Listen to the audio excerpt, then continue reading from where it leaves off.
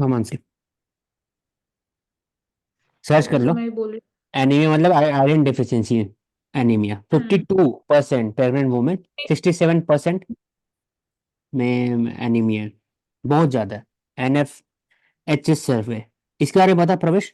NFHS सर्वे कौन करवाता है और इसका क्या ऑब्जेक्टिव रहता है?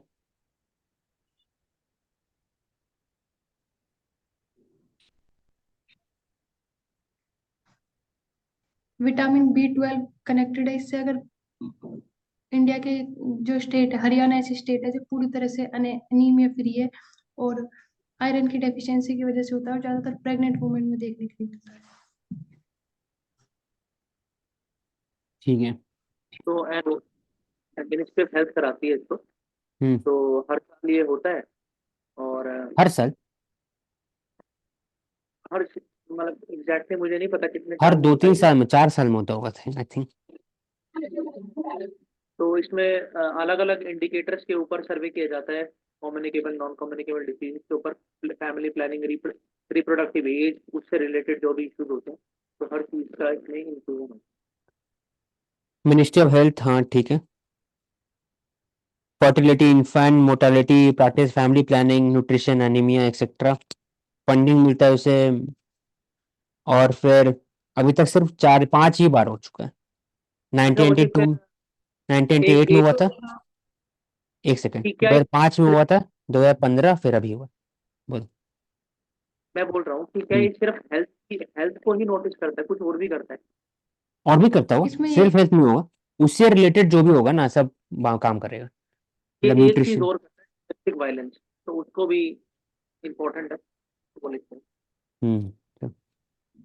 अगर इसके रीजन देखे तो ये है कि जो ब्लड सेल्स होती है ना, उनकी जो जो नॉर्मली जितनी बननी चाहिए वो उतनी नहीं बन पाती, इसलिए भी अनीमिया होता है। उसके रीजन में देखा जाए हाँ, मतलब कि नॉर्मली कितना होना चाहिए प्रवेश, हेमोग्लोबिन, मेल और फीमेल के लिए?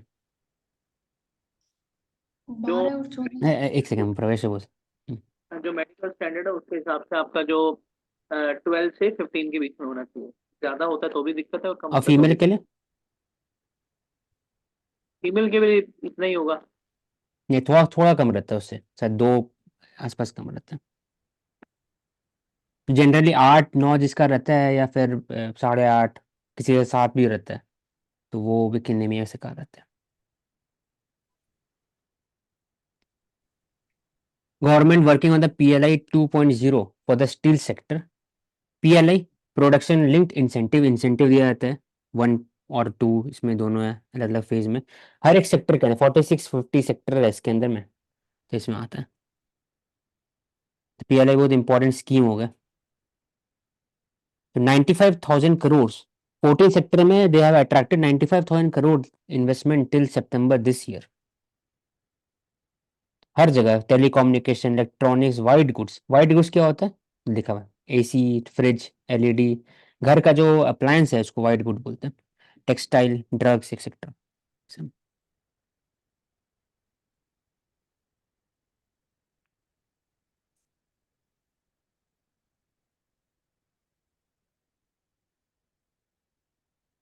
यहाँ जो लिखा हुआ है ना प्रवेश, कोक, COKE, ये कहाँ यूज होता है generally?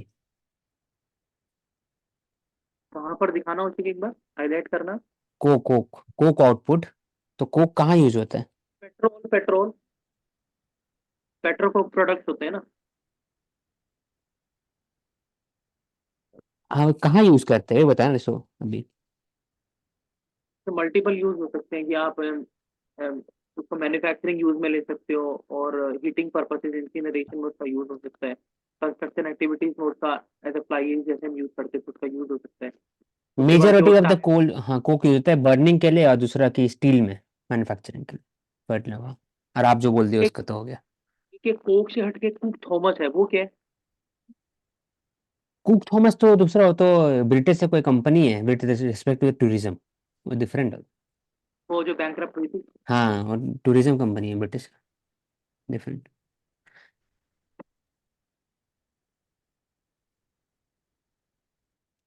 Renewable source of energy investment to surge 83% to $16.5 billion in 2024. It focuses on energy transition to reduce the carbon emission. Ministry of power बोलते हैं इंडिया का टारगेट है कि 500 gigawatt of renewable energy by 2030 होना चाहिए। और इसके अलावा 3-4 टारगेट और है, तो मानसी बताओ।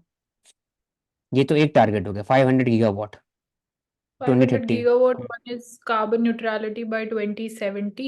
One is 45% reduction in the carbon emissions intensity by 2030. And ये 500 gigawatt हो गया of renewable energy. One more is there. 2.5 to 3 billion tonne carbon को आप कैप्चर करोगे। हम्म और एक 24.5 मिलियन हेक्टेयर कुछ था जिसमें आप एफोरेस्टेशन करोगे, ऐसे ही कुछ था प्रवेश। हाँ, ये जितने भी आपने पॉइंट्स बताए ना आपने और मानसी ने, सारे वो पंचमृत स्ट्रेटेजी के पार्ट है, तो हाँ 5।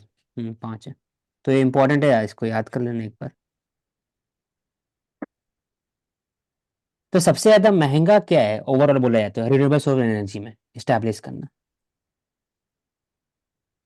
करूँ ना? सबसे महंगा इंफ्रास्ट्रक्चर ही है। ओके करिए ओवरऑल आप। मतलब विंड, सोलार, न्यूक्लियर, सबसे ज्यादा इसमें सबसे कॉस्टली क्या है, सबसे ज्यादा कॉस्टली और सबसे अफोर्डेबल क्या है? विंड सबसे costly I think and solar affordable है। नहीं, सोलर भी अफोर्डेबल नहीं है। सोलर में जो पैनल्स है, फोटोवोल्टाइक सेल्स के जो पैनल है, इंडिया को ये इंपोर्ट करना पड़ता है। तो दिस इज ऑल्सो कॉस्टली। यहाँ पे भी हमें चाइना से इंपोर्ट करना पड़ रहा है। Plus maintenance is important and इनको रिसाइकिल करना भी एक चैलेंज है। हम्म तो ये हो गया, इसमें टैरिफ से भी हो गया, शुरू का इन्वेस्टमेंट भी हो गया। शुरू का इन्वेस्टमेंट बहुत ज्यादा न्यूक्लियर में सबसे ज्यादा है। बाकी जो विंड का करूंगा तो मुझे बोल रही हो ना, वो it is related to the tariff. Tariff है जो कॉस्ट ऑफ जो हो सकता है कि इलेक्ट्रिसिटी का होगा, जो तुमने बताया, क्योंकि विंड हर बार नहीं होता है ना, तो कभी कभी उसका जो एफिशिएंसी है वो गिर जाता है, कभी है विंड कभी नहीं है, तो नहीं, वैसे इसलिए उसका जो कॉस्ट ऑफ इलेक्ट्रिसिटी ज़्यादा बढ़ जाता है। लेकिन न्यूक्लियर, इन्वेस्टमेंट स्टार्टिंग, अगर मान इनिशियल लीजिए इन्वेस्टमेंट की न्यूक्लियर, बात करें। नहीं अगर मान लीजिए न्यूक्लियर ऑप्शन नहीं है, न्यूक्लियर में तो चलिए इनिशियल इन्वेस्टमेंट है, हम्म, लेकिन जो करुणा ने बताया वो अकॉर्डिंग टू मिनिस्ट्री तो विंड ही है सबसे ज्यादा जो कॉस्टली है, और जो सबसे ज्यादा प्रॉब्लम्स आते हैं उसको लगाने में। हाँ ओवरऑल इनिशियल इन्वेस्टमेंट ने पूरा मिला करके बोल सकते हम्म।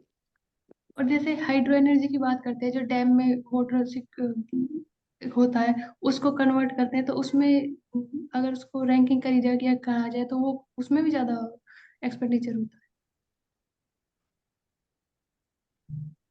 हो सकता है।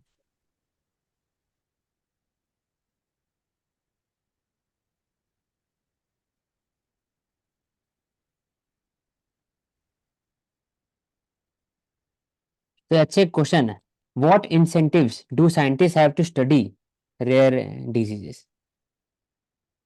प्रवेश, कि कल ही हम लोग एक हफ्ता पहले पढ़ रहे थे, इससे रिलेटेड एक आर्टिकल था कि साइंटिस्ट होते हैं उनको ऑब्जेक्टिवली और उनके जो पेपर के हिसाब से, या फिर उसको आप उनका जो रिसर्च है, उनका जो स्टडी है, उसको आप साइंटिफिक तरीके से नहीं बता सकते, इसको रैंकिंग नहीं कर सकते।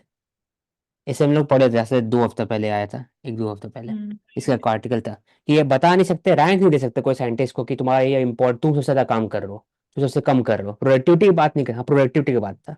साइंटिस्ट का जो प्रोडक्टिविटी उसको क्वांटिफाई नहीं कर सकते एग्जैक्टली तो इसमें बात हो रहा है कि जो रिसर्च साइंटिस्ट होते हैं वो रेयर डिसीज में क्यों रिसर्च करें।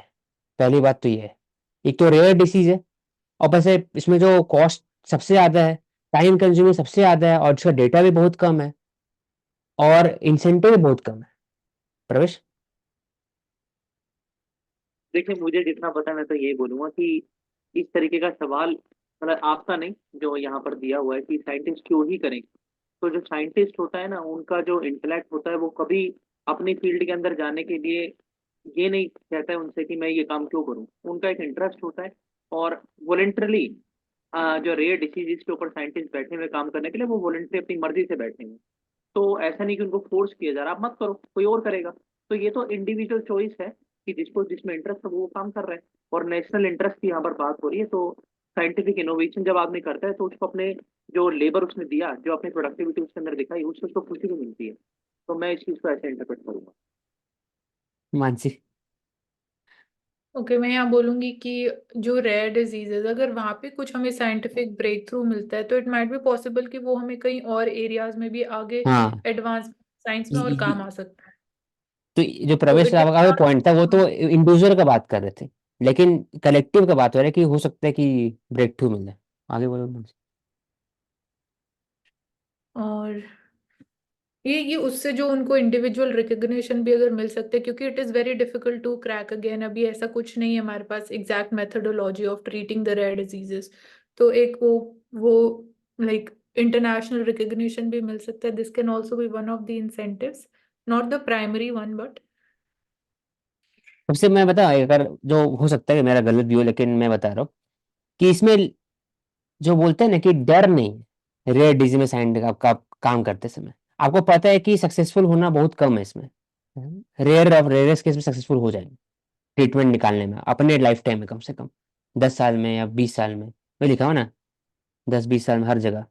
तो अगर अगर सक्सेस हो गए तब तो आपका तो जो टेक्नोलॉजी हर जगह यूज हो जाएगा तो आपका तो नाम हो सकता है। तो एक इंसेंटिव ये भी हो सकता है।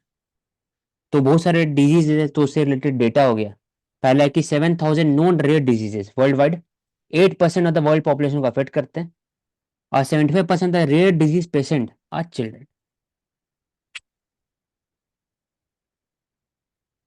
और ऐसा क्यों है प्रवेश कि 75% the rare disease patient are children, adult क्यों नहीं है? अगर लॉजिकली सोचना है तो नहीं, आप बता दें। ऑब्वियस बात है कि जो चिल्ड्रन का 75% ऑफ डिजीज होंगे उनको अगर बढ़ते वो हो सकता है कि 30 साल देख ही नहीं पाते होंगे, 25 साल डेथ हो जाता होगा। कुछ कुछ डिजीज होता होगा जिसमें जिंदा रहते होंगे, तो इसलिए सबसे ज्यादा बच्चे में। तो गॉशर डिजीज हो गया, मेटाबॉलिक डिसऑर्डर हो गया, पार्किंसन हो गया, जीबीआई, सब जगह जीन एडिटिंग कर सकते हैं, क्रिस्पर को यूज कर सकते हैं। तो मेरिकल हो सकता है, लेकिन डिपेंड करता है। जो CAR T cell cell therapy है, it is effective in fighting cancer, लेकिन बहुत महंगा है। 30 to 40 लाख रुपए होगा। It is out of reach of for the most Indian, इसलिए इंडियनाइजेशन बहुत जरूरी है। दूसरा जो बात होता है, प्रॉब्लम क्या होता है, सबसे बड़ा जो प्रॉब्लम है अभी इंडिया में, जो लिख सकते हैं आंसर में भी, वो है कि जो ड्रग का जो एफिकेसी है और उसका जो ट्रायल है, it is mostly conducted on the Caucasian, Caucasian मतलब वही एंग्लो सैक्सन पॉपुलेशन, गोरा, on the Sweden, Britain, France, इस सब में। इंडिया में जो स्पेसिफिक जेनेटिक ऑर्डर है डिफरेंट है, मेकअप डिफरेंट है, वेदर डिफरेंट है, तो यहाँ पर ट्रायल बहुत कम होता है, तो इससे एफिकेसी ऊपर नीचे हो जाता है ड्रग्स का। तो इसलिए हम लोग को इंडिकेशन चाहिए इसमें भी। मानसी मुझे बोलना है? नहीं आशिक, मूव फॉरवर्ड। ठीक।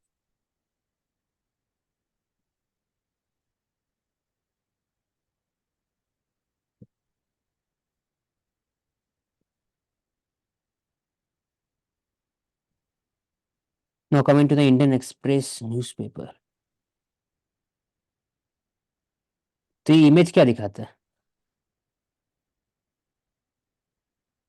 Interpret the image Mansi. क्या बोल रहे हो? ये अच्छा, इमेज। ये इमेज हाँ। आता है। ओके, इसमें अच्छा, Israeli soldier is an armoured carrier. So Israeli soldier एक तो आई थिंक इसके एक हाथ में तो there is a cigarette and I don't think so क्या ड्रिंक कर रहे थे, Coca Cola something like that. तो ये दिखा रहे हैं वही कि relaxed attitude of a soldier वो बता सकते हैं। और स्मोकिंग, और जो उसके थ्रू हम बोल सकते हैं कि the wrong message through that, and प्रवेश। प्लस जो एक भाई मैं बता हाँ, देता हूँ, इसमें सिंपल सी बात है, लड़ते लड़ते बेचारे थक गए हैं तो थोड़ा एंजॉय कर रहे हैं, इसमें रिलैक्सिंग कुछ नहीं है। और ये दिखाता है कि रिलैक्स नहीं है, उसके बाद भी अपना खाना पीना भी कर रहे हैं, लेकिन तब भी इंडिविजुअल हो गया आप as I student. I student बताओ। As an IR student I will say that it shows a constant vigil on the enemies by the defense forces. मैं इमेज देखूंगा ना तो मैं बोलूंगा आई स्टूडेंट की, चाहे लड़ाई हो चाहे टेररिस्ट हो, हर जगह हो, जो अमेरिकन सॉफ्ट पावर है ना बहुत ज्यादा है।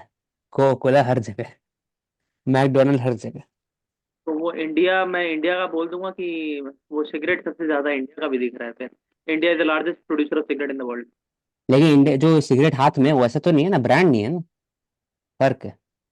इंडिया लार्जेस्ट प्रोड्यूसर रहते हैं इंडिया का, लेकिन ब्रांड बाहर में नहीं है उतना ज्यादा फेमस। लेकिन कोकोला कोकोला है वर्ल्ड वाइड। इंडिया का इंडिया का जो भी अपना ब्रांड है वो उतना फेमस नहीं है विद रिस्पेक्ट टू ये। कोकोला दिमाग में सोचते ही यूएस, मैकडोनल्ड दिमाग में सोचते ही यूएस। उतना हेवी ब्रांड नहीं है इंडिया में, इंडिया का भी वर्ल्ड वाइड। इसके अलावा आप क्या इंटरप्रेट करेंगे उसे? ये तो चलिए आपने कर दिया, ये- इसके अलावा इसके अलावा तो आपका जो है तो इंडिविजुअल पॉइंट ऑफ व्यू हो गया, जो एथिक्स वाला हो गया, एथिक्स के पर्सपेक्टिव से था कि वॉर के समय में रिलैक्स एटीट्यूड होना बहुत जरूरी है। अच्छा, मैं ऐसा एक चीज पूछ रही हूँ, जैसे मानसी ने बोला कि सिगरेट से रॉन्ग मैसेज जाता है, एक्चुअली में क्या जाता है सिगरेट से रॉन्ग मैसेज? मतलब क्या मैसेज जाता है सोसाइटी में, अगर हम एथिकल टर्म्स में बात करें? बोला मानसी। ये रॉन्ग मैसेज यही जाता है कि सिगरेट, जैसे हम बोलते रहते हैं not good for your health, and अगर यहाँ पे हमें लाइक एक पिक्चर ही मिल रही कि सोल्जर इज स्मोकिंग, तो वो ये हेल्थ के पर्सपेक्टिव से कि कैंसरस होता है, अब कैंसर हो सकता है, तो वही चीज़ है कि आप जो बोलते हो उसको फिर प्रोपेगेट नहीं करते, और सोल्जर को हम लाइक ऐसी चीज़ों से एसोसिएट नहीं करते जो हमारी इमेज है एक सोल्जर के माइंड में। आप बताओ सर। मैं तो बोलूँगा कि सिगरेट जो है वो ऐसा हाँ, कि वॉर के समय में आप वॉर में मरने ही वाला है, इसमें कैंसर जिंदा रहेगा तब ना देखिएगा। तब इसमें सिगरेट को कोई मैसेज जाता नहीं है, सब कुछ सिगरेट कोकेन सब लेते हैं मतलब वॉर के समय में, मतलब अगर कोई वॉर देखा है लेकिन वर्ल्ड हम वॉर टू के समय सोल्जर में। को वैसे वैसे सेम बात ही, हाँ करते हैं ना कि हाँ ड्यूटी एंड सिक्योरिटी, तो एक ये कंप्लीटली ऑपोजिट पिक्चर होगी, वो तो आप बोल रहे हो कि हाँ। जिंदा रहे नहीं तो, और फिर रिलैक्स रहने बट के लिए। ये कुछ भी कर सकते हैं। हम्म, ठीक है, कमिंग टू नेक्स्ट आर्टिकल। तो इसमें क्वेश्चन लिखा हुआ है इनरिच्ड यूरेनियम। प्रवेश, इनरिच्ड यूरेनियम मतलब क्या हुआ? Iran is increasing the production of enriched uranium, IAEA report बताता है। आईएईए एक नाम है, इंटरनेशनल एटॉमिक एनर्जी एजेंसी, जिनके वो मॉनिटर करते हैं जो भी दुनिया भर में सिविल न्यूक्लियर एस्टैब्लिश्ड एरिया रहता है, उसको देखते हैं कि कितना कहीं तो गलत तरीके से एस्टैब्लिश तो नहीं हो रहा है, गलत इस्तेमाल तो नहीं हो रहा है यूरेनियम का, सही जगह यूज हो रहा है कि नहीं, वो देखते हैं, मॉनिटर करते हैं, तो रिपोर्ट निकालते हैं। और हर एक कंट्री कंप्लायंट करना पड़ता है उन्हें with respect to the IAEA standard. अब बताओ तुम प्रवेश कि एनरिच्ड यूरेनियम मतलब क्या होता है? एनरिच्ड यूरेनियम जो नॉर्मल यूरेनियम होता है उसकी जो कॉम्पोजिशन होती है उसमें थोड़ा इजाफा कर दिया जाता है जिससे कि वो न्यूक्लियर रिएक्टर्स में काम आ सके एज अ हम्म, फ्यूल। ठीक है, पार्शियली ठीक है, राइट डायरेक्शन है। पहले की जो न्यूक्लियर जो फ्यूल होता है उसमें 5 to 10% के आसपास जो प्योरिटी होता है यूरेनियम का, वो फिल्ट्रेशन से बनता है, बार बार फिल्टर करना पड़ता है यूरेनियम को, एकदम एग्जैक्ट, बहुत महंगा प्रोसेस होता है, बहुत ज्यादा। तो उसको 5% जब प्योरिटी जाते हैं तो उसको आप sustained form of uranium use कर सकते हो। लेकिन वही चीज अगर 5% ब्रीच होता है, 20 आता है, तो सबको एक कान खड़ा हो जाता है आईए के अंदर में, क्यों कर रहा है 20 25 क्यों कर रहा है? क्योंकि वो 25 30 45 50 60 70 आते आते 80 95 आते आते, ये वेपन्स ग्रेड, हाँ वेपन्स ग्रेड यूरेनियम 90% होता है। वेपन्स ग्रेड मतलब जो फैट मैन या फिर लिटिल बॉय में जो था यूरेनियम ग्रेड, 90% प्योरिटी था उसके अंदर में।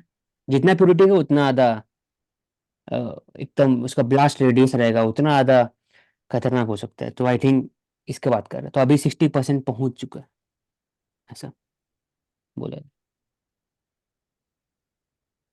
प्रवेश, फर्स्ट हिंदू वुमेन इंटर्स पाक इन केपीके। केपीके मतलब खैबर पख्तूनख्वा प्रोविंस। तो इसमें क्या आपका कहना है?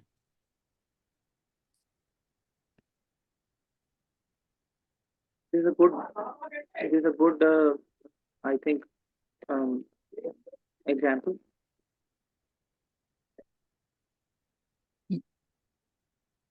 ये तो मैं ही बोल सकता गुड एग्जांपल, लेकिन इन जनरल ये दिखाता है कि 70 साल बाद अभी जाकर के फर्स्ट हिंदू वुमेन वहां पर गई है। तो और ऐसा होना चाहिए। इंडिया में ऐसा नहीं है, इंडिया में जो बात करते हैं डेमोक्रेटिक सेंटीमेंट, वो हर एक कम्युनिटी के अंदर में, माइनॉरिटीज के अंदर में, मेजोरिटी के अंदर में भी। तो हम लोग जो रिप्रेजेंटेशन करते हैं with respect to the each minority, वो कहीं हद से ज्यादा है आगे। नहीं, according to me, the examples and the appreciation of Indian government cannot be compared with the Pakistan. The reason being we are Republic Democratic, but they are not democratic country. They are a fully Islamic country. So we can't actually have the same platform for both of these countries. Okay Pravesh. NATO, NATO के बारे में बताओ प्रवेश। So north NATO is Atlantic a treaty organisation. so NATO is a collective security organization which was created during the time of Cold War. Exact year was 1949 by the US and the Western European countries to support each other against the Russian and the Eastern European countries. The main principle of the NATO is if one country will be affected or will be harmed by any country of the world, so the collective action will be taken by the US and all the NATO members on that particular country. And even the NATO is criticized for over breaching the rules and regulations of the United Nations Security Council during the time of Iraqi and the Kuwait war, when without permission of the UNSC, the US directly invaded the Kuwait. So this is some Iraq information Iraq regarding Iraq वो Iraq था। Iraq. हम्म। Yeah. और 2001 में हुआ था ना अफगानिस्तान और 2003 में Iraq के दिन में। And what is NATO plus also? ऐसा कुछ है? पता नहीं, देखना पड़ेगा, बता देना। नाटो प्लस इसके अंदर मैं बता देता हूँ। नाटो प्लस जितने हमारे पास कंट्रीज थी नाटो की, उसके अलावा हमारे को 5 कंट्रीज ऐड किया है नाटो के अंदर। Australia, Japan, Israel, New Zealand and south Korea. So that is NATO plus. ठीक है। और इसमें बस तुम्हें पूछना है कि स्वीडन क्यों चाह रहा है नाटो मेंबरशिप में, अगर बोलना है तो।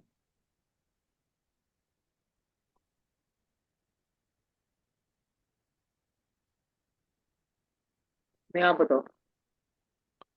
देखो कि मैप देख लो स्वीडन का, स्वीडन, नॉर्वे और दूसरा कौन सा, नहीं है फिनलैंड। European Finland. हाँ तो यूरोपियन फिर वो, countries- हाँ they are closer to the Russia, तो वो चाहते, वो देखते हैं कि रशिया का जो इन्फ्लुएंस है वो बढ़ते जाएगा तो दिक्कत हो जाएगा। तो रशिया जो यूक्रेन में कर रहा है हो सकता है स्वीडन में करे, तो इसलिए स्वीडन चाहता है नाटो मेंबर बन जाए। और रशिया चाहता है कि आसपास के जो लोग हैं, जो नेबरहुड है, वो कभी नाटो में बने ही नहीं, तो उनका दायरा रहा है। लेकिन नाटो हमेशा बात करते हैं कि एक्सपेंशन ऑफ नाटोस, तो इसलिए पोस्ट कोल्ड वॉर बोलते हैं 1990 से के समय से, जब there was a breakup of the Soviet Union, उसके बाद the NATO started to include members in the Eastern European countries, तो सब मेंबर बनना स्टार्ट कर दिया था। इसलिए फिर रशिया का हमेशा से एलिगेशन रहा है कि तुमने स्टार्ट करा, मैंने स्टार्ट नहीं किया, ये एक एलिगेशन रहा है। तो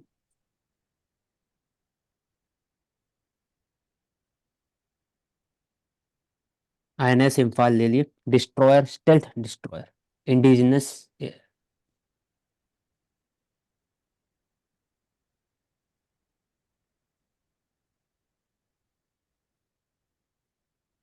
remove the fraud loan app ads in a week, centre till online platform. Social media को बोले कि आपका जो ऑनलाइन प्लेटफॉर्म में इतने सारे ऐड आते हैं with respect to the fraud loan app, इसको रिमूव करें और गाइडलाइन को फॉलो करें इसका। तो एक क्विक डिसीजन मेकिंग हुआ by the centre with respect to the जो फ्रॉड लोन ऐप रहता है।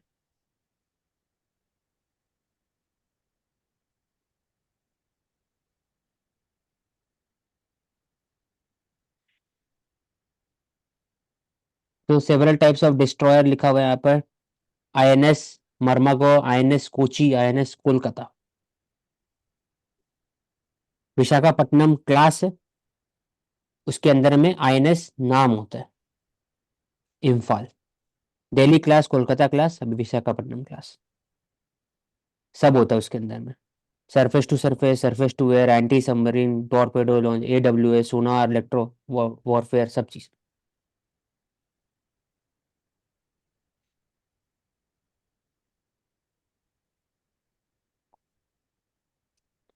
सिंक होल क्या होता है? पॉट होल और सिंक होल में क्या फर्क है प्रवेश? एक बार इससे पहले औषध ये बताया कि लार्जेस्ट पोर्ट ऑफ इंडिया कौन सा है? लार्जेस्ट पोर्ट, हाँ, मतलब सबसे बड़ा। सबसे बड़ा तो जवाहरलाल नेहरू पोर्ट ट्रस्ट वाला होंगे, मुंबई। हाँ मेरे मुंबई हिसाब से भी वही होना चाहिए। पोर्ट सबसे बड़ा और सबसे पुराना जो है वो श्यामा प्रसाद मुखर्जी जी पोर्ट ट्रस्ट कलकत्ता। कलकत्ता। ठीक है, बताइए। हाँ, सिंक होल और आप क्या पोर्ट होल। सिंक होल और पोर्ट होल्स, तो मैं बिल्कुल आसान भाषा में समझा देता हूँ क्या होते हैं। आपने झरने देखे होंगे, तो झरने के जो पानी आता है और उसके नीचे जहां पर वो आता है, तो उसका जो फ्रिक्शन और जो प्रेशर होता है वो गड्ढा क्रिएट कर देता है। एक सिंक होल वहां पर बनता है। एक होता है जो आपकी नदी होती है, जब वो बह रही होती है, तो वो अगर हार्ड सरफेस पे बह रही होती है, तो वहां पर बोल्डर्स होते हैं, मोटे मोटे पत्थर होते हैं, वो घूमते रहते हैं इन द साइक्लिक मैनर। वो वहां पर घूमते घूमते शैलो क्रिएट कर देते हैं, होल, और उसका वहां पर भी सिंक होल क्रिएट हो जाता है। सिंक होल मतलब कि इतना बड़ा होल हो गया, पोर्ट होल ये तो किया इसमें। है ना क्रेन ने, ये हाँ, क्रेन ने किया इतना। ये सिंक होल हो गया, ये गाड़ी भी घुस जाएगा इसमें वैसे टाइप। नहीं, मुझे ऐसा लगता है कि इन्होंने कुछ ज्यादा ही बड़ा कर दिया है। इतना तो सिंक होल नहीं, ये तो होल का नहीं, मतलब। ये सिंक जो होल बन गया, नेचुरली नेचुरली बन नहीं जाते हैं ना, बन गया, सिंक होल हाँ। तो नेचुरली बनते जब हैं वो। नीचे का जो सब सरफेस जो सॉइल होता है ना वो हाँ। सिंक कर जाता है, मतलब नीचे में उनकी उनकी जो हम्म। वाटर, क्या है ना कि प्रॉब्लम क्या हो रहा है कॉन्क्रीटाइजेशन ऑफ द अर्बन एरियाज में, कि वाटर सीपेज को फोकस नहीं किया जा रहा। कंक्रीट में वाटर सीपेज होना जरूरी होता है, जैसे कुछ कुछ जगह में किया जाता है, उसके कारण सॉइल ठीक ठाक काम करता है। लेकिन फिर वैसे नहीं होने के कारण सॉइल कभी कभी जो साइड में रहता है ना, एक्सप्रेसवे के बगल में, जब कंक्रीट खत्म होता है तो वहां से सॉइल बाहर निकल जाता है, तो गड्ढा गिर जाता है अंदर में, ऐसा हो जाता है।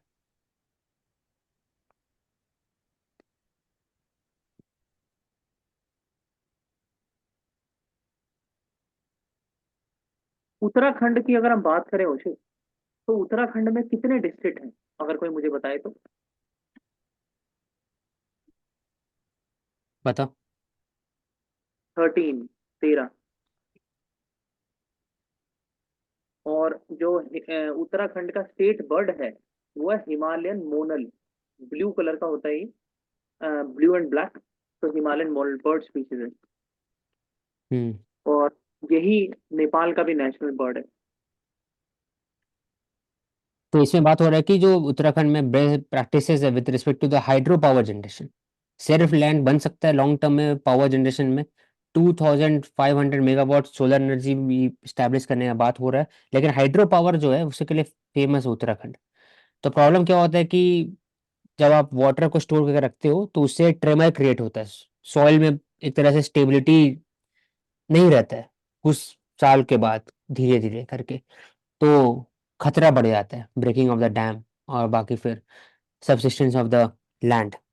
तो वह देखा भी गया चमोली डिस्ट्रिक्ट में, बाकी जगह पे ऐसा होता है।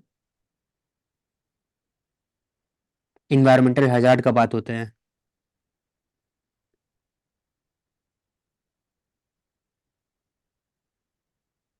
सोलर पॉलिसी 2023 उत्तराखंड में बात करते हैं। उत्तराखंड में सबसे बड़ा डैम कौन सा है, टेहरी कौन सी नदी पे है। नदी नहीं है शायद, वो तो नदी पे है, लेक बना नहीं दिया नहीं, ना उसको। पता। भागीरथी रिवर पे। बाकी Tehri will provide 270 million imperial gallon of water. Tehri dam हो गया, हाईएस्ट डैम भी तो है ये एक तरह से। Bhagirathi river, new Tehri, Garhwal district. Tallest dam in the India, 12th tallest in the world, 260 metre, rock and earthen embankment dam है। तो एक रॉक एंड एम्बांकमेंट अर्दन, ये कॉन्क्रीटाइज नहीं है, generating 1000 megawatt, 52 kilometre square area. Koteshwar dam gravity dam है एक तरह से, on the Bhagirathi river and Tehri district. फिर दूसरा टूरिज्म सेक्टर है। 50% of the service gross domestic product, 5% of state GDP, 2% of the state population को होल्ड करता है। रिलीजियस साइट भी है, और hill site, hill station, natural park, biosphere reserve etcetera. तो तो मुझे इम्पोर्टेंट एक यहाँ ऐसे पर दिया मुझे हुआ एक है। नेशनल पार्क का नाम बता दीजिए कोई, जो टेम्परेट भी है, एल्पाइन भी है, उत्तराखंड के अंदर मिलता है। ये national park, valley of flowers national park. Valley of flower national, ये प्रीलिम्स में क्वेश्चन भी था ना, valley of flower national park. तो इस पे रिलेटेड इंपॉर्टेंट कीवर्ड है, पहला है कि Nanda Devi, Badrinath, Kamet, stunning view, snow covered mountain peaks वहां पे मिलते हैं, देवभूमि, लैंड ऑफ गॉड्स बोला जाता है उन्हें उत्तराखंड को, छोटा चार धाम यात्रा है। चार धाम तो एक तो बिग चार धाम इंडिया में, एक छोटा Char Dham Badrinath, Kedarnath, Badrinath lord Vishnu, Kedarnath lord Shiva, Gangotri and Yamunotri, holy origin of the ये। Apart from the चार धाम, Uttarakhand has other religious sites such as Rishikesh, Haridwar, Tehri Dam, lesser known temples etc. और वहां पर क्या क्या कर सकते हैं for with respect to the tourism, trekking, mountaineering, rock climbing, gurgling river for water, white water rafting. तो Mansi white water rafting क्या है ये? White water rafting, I think जो वाटर इन हाई स्पीड में होता है, या हाँ फिर white we water can say true, झाग के कारण वाइट, उसको वाइट वाटर। बहुत ज्यादा हाँ dangerous path of the canoeing, river. Kayaking. तो important wild life park, Jim Corbett national park, Nanda Devi, Rajaji national park, Gangotri national park, Binsar Binsar wild life sanctuary. तो वहां पर डेंस फॉरेस्ट, स्नो, इसमें स्नो लेपर्ड मिलते हैं। 5 crore tourist in 2022, 10 crore tourist visited the state. Indian tourist की बात हो रहा है सब मिला करके। 3.8 कन्वर्ट यात्री, चारधाम यात्री 4.5 मिलियन। तो उससे एक तरह से कैरिंग कैपेसिटी इस पे इफेक्ट होता है, तो एक बैलेंस मेंटेन करना जरूरी है। तो और इंडिया के अंदर एक गंगा ऐसी रिवर है जो सबसे ज्यादा होस्ट करती है रिवर राफ्टिंग। हम्म, दूसरा कि रिलीजियस साइट पे एडवेंचर टूरिज्म प्रमोट होता है, eco tourism, home stay, 4,000 home stay question पूछे थे हमारे सर, 4,000 होम स्टे वो भी डिप्लॉय किया जा रहा है। तो Shiva circuit, Mahabharat circuit, adventure circuit, mountain biking, bungee jumping, trekking कभी किया है? मानसी, प्रवेश? मैंने राफ्टिंग किया और पैराग्लाइडिंग किया।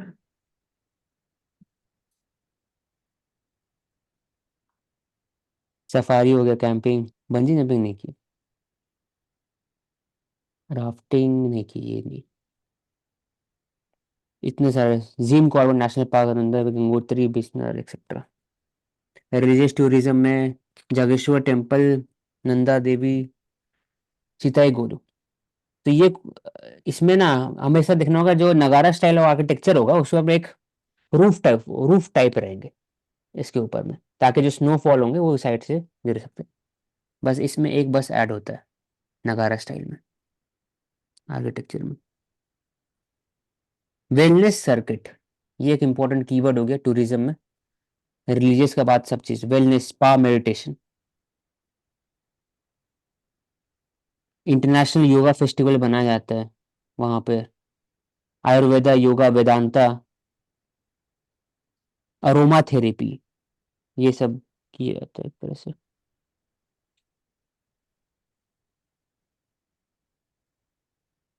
प्रवेश, होती है अरोमा थेरेपी, क्या होती है?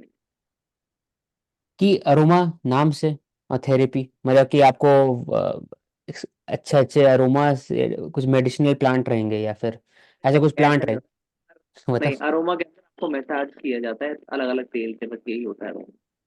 ओ ठीक, न्यूट्रिशन, स्किन एक्सफोलिएशन, हीलिंग किया है क्या तुम? अरे भाई छोड़ो। Across Delhi government hospital 1 in 4 operation theatre don't function. प्रवेश,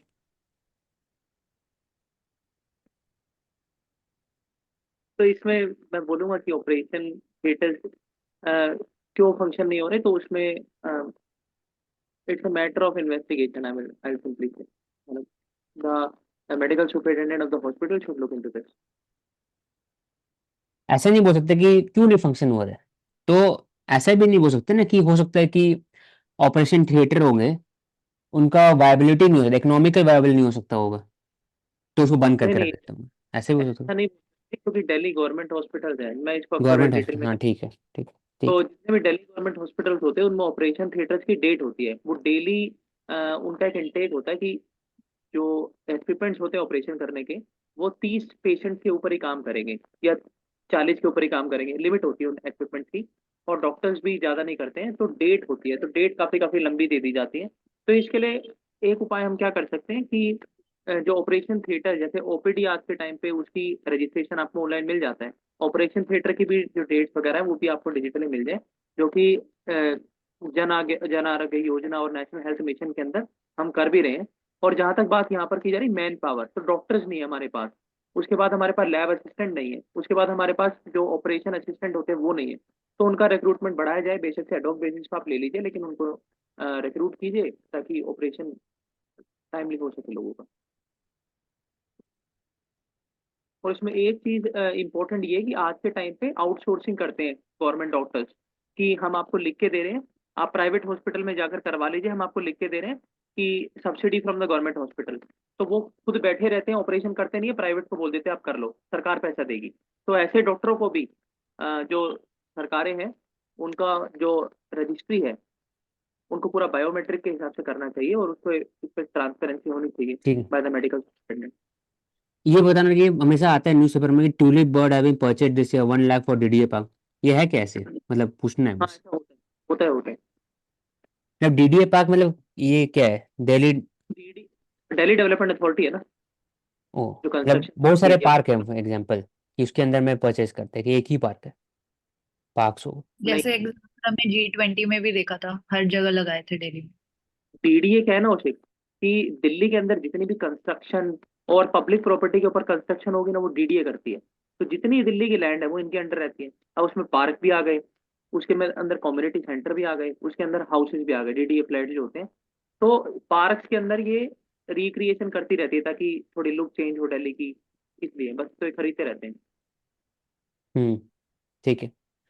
नेवर से डाई एटीट्यूड, उसका एग्जाम्पल करो ना, अपार्ट फ्रॉम ये जो वीर बाल दिवस सिंबल ऑफ ये।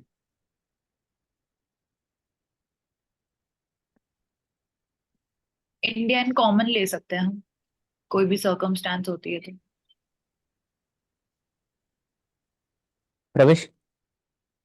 मैं थोड़ा इंडिविजुअल लेवल पे बोलूंगा, जैसे कि अभिनंदन कुमार हमारे flying lieutenant, never say die attitude, Pakistan की टेरिटरी के अंदर ठीक, वो जब हाँ रिजेक्ट समझ में। हुए, उन्होंने ऐसा एटीट्यूड नहीं दिखाया। Mansi. Never say die attitude, हम कोविड-19 वैक्सीनेशंस की बात कर सकते हैं। कि इतना ऐसे कोविड-19 वैक्सीन डायरेक्टली नहीं बोल सकते, बोल सकते हैं कि इंडिया खराब स्थिति के समय में भी, हाँ हाँ। वैसे इतना किया। रानी लक्ष्मीबाई का एग्जाम्पल ले सकते हैं। हम्म, तो ये मैन एनिमल कॉन्फ्लिक्ट एक एग्जांपल, प्राइम एग्जांपल है। अब पीछे लोग बैठे हैं देख रहे हैं, और ये अच्छा, यूपी मुस्कुरा दिल्ली में रहे हैं, कोरोना फोटो गिरे। में, फोटो में मुस्कुरा रहे हैं tiger ji. Pilibhit national park, Pilibhit wild life sanctuary national park है उत्तर प्रदेश के अंदर में, बंगाल टाइगर। तो ऐसे